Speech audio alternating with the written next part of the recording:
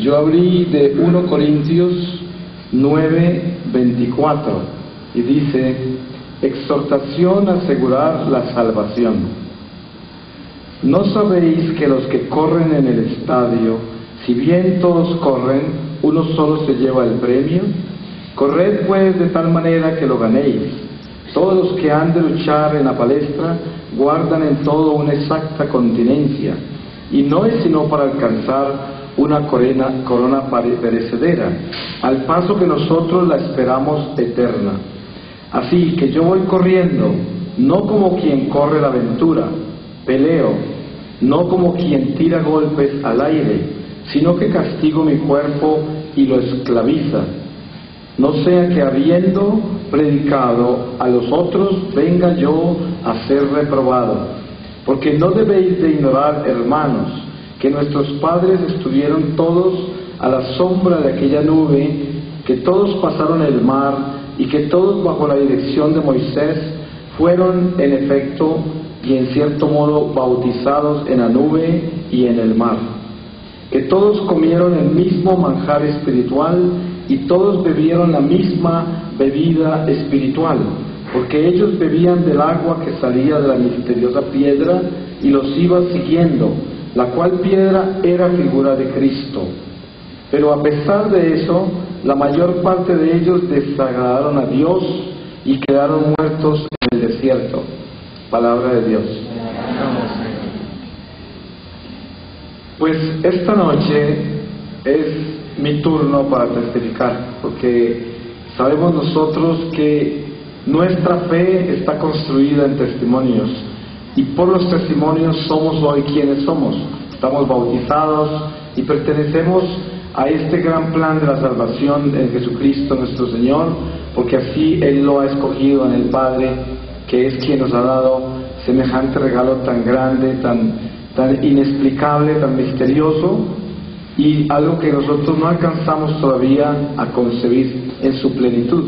Pero yo diría que si nosotros aceptamos que eso es una realidad y que el testimonio más grande es el del Señor Jesús, entonces descubrimos que para ser católicos hoy y ser de Cristo, pues tiene que ser porque muchos y miles y millones imitaron al Señor haciendo del testimonio, dieron su vida y en su sangre estamos parados nosotros hoy. Y por eso es importante que nosotros testifiquemos, no porque el testimonio que yo les voy a dar acá tenga algo que pueda glorificarme a mí, porque si algo vine yo a hacer es a glorificar al Señor Jesús, que es quien me salvó. Pero hablo de mi miseria y de mi pecado al principio un poco, para que tengamos una perspectiva de las maravillas que ha hecho en mi vida, y Dios quiera que Él se apiade de mí para que yo pueda vivir a la altura de lo que Él me entregó y me mostró, y vivir en la fidelidad después de que Él me rescató de la infidelidad. Yo les puedo dar una idea de mi pasado, porque voy a pasar rápidamente por eso, porque lo más importante es lo que sucede cuando el Señor me rescata.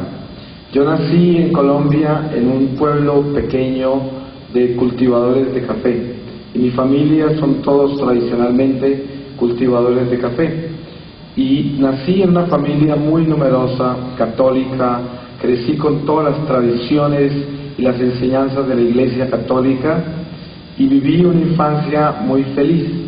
Cuando tenía 14 años me enviaron a Bogotá, la capital de Colombia, a terminar mis estudios secundarios, y estos eran los años 60, y sabemos, algunos por historia, otros porque estaban ya vivos en esa época, de que los años 60 fueron años de una revolución trascendental, cultural, y quizás una de las tragedias más grandes en la historia de la humanidad en lo que se respecta a la moral, a los valores, a los principios, que fueron derrotados y amenazados y continúan en una demolición desde entonces.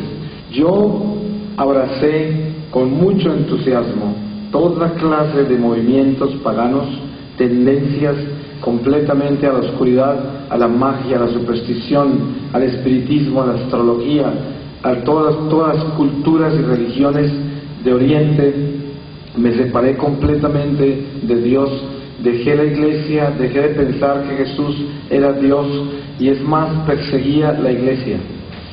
Cuando tenía 20 años contraje matrimonio en Colombia y me trasladé a Alemania para estudiar en la Universidad de Hamburgo, en la ciudad de Hamburgo. Esos años, entre los 14 y los 20 años, después de que salí de mi pueblo, los viví todos dentro de todo ese mundo que les describí a ustedes, que era un mundo esotérico, pagano, ocultista, adivinador, y una vida muy rápida. Abracé todo el movimiento también con las drogas alucinógenas y toda clase de elementos que venían con ese mismo impacto espiritual contra mi generación en esa época. Cuando yo viví en Alemania, estudié en la Universidad Bellas Artes y me gradué como actor y compositor musical. Allí viví 6 años y nacieron mis 2 hijos en Hamburgo. Luego me trasladé a los Estados Unidos, que es donde vivo desde el año 76. Los primeros 2 años los viví en Nueva York, trabajando en teatro como actor. Luego me trasladé a California, a Los Ángeles, y continué actuando en cine, televisión. Luego me firmaron a Sony de Nueva York y tenía una orquesta con la que viajaba por todo el mundo y producía discos cada año, al mismo tiempo que seguía en el espectáculo en muchas áreas.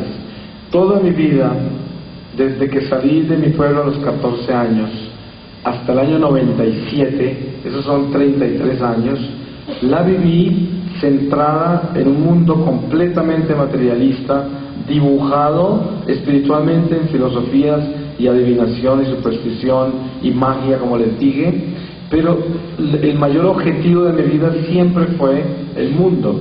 Siempre quise fue el dinero, la fama, el placer, las oportunidades de proyectarme yo profesionalmente en una manera egocéntrica, y construí una vida completamente lejos de Dios, un edificio de pretensión, de orgullo, de vanidad.